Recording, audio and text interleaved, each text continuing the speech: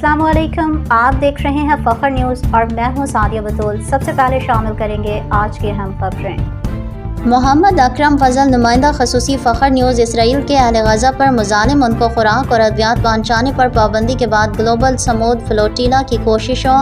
बारे में अपनी रिपोर्ट शामिल करते हैं, जिसके मुताबिक इसराइली दहशतगर्द वज़ीर आज़म नेतन्याहू ने गज़ा पर मुकम्मल कब्ज़े और भरपूर फ़ौजी ऑपरेशन के नफाज का फ़ैसला कर लिया है,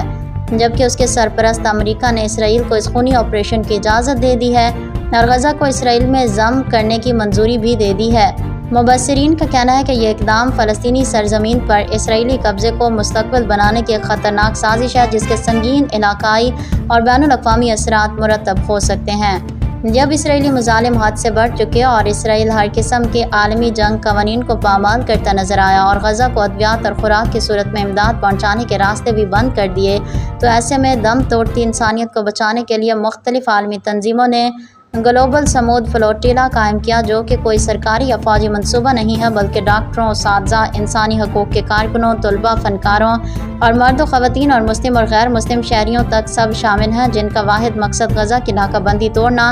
और वहाँ ज़िंदा बच जाने वालों तक खुराक, अद्वियात और बुनियादी ज़रूरियात की अशिया पहुँचाना है। ग्लोबल समूद फ्लोटिला के पाकिस्तान वफ़द में साबिक़ सेनेटर मुश्ताक अहमद खान, उलमा और NGOs के नुमाइंदों पर मुश्तमिल 8 अफराद शामिल हैं। छोटी बड़ी तकरीबन 50 कश्तियों और 2 जहाज़ों के हमरा ये काफ़िला, जिन्हें रास्ते में हर किस्म की मुश्किलात, फ़नी खराबियों और इसराइली ड्रोन हमलों के ख़तरात का भी सामना है, दम तोड़ती इंसानियत को बचाने के लिए अद्वियात और खुराक अपने मुल्क की बिलखसूस फ़लस्तीनी झंडों के हमरा गज़ा की जानिब बढ़ रहा है, जिसकी कामयाबी के लिए खसूसी दुआओं की दरख्वास्त है। वाज़ेह हो कि काफ़िला फ्लोटिला को इसराइली हमलों से बचाने और तकनीकी मदद की गर्ज से इटली, तुर्की और यमन वगैरह ने समंदर में अपने जहाज़ों को गश्त पर मामूर कर दिया है।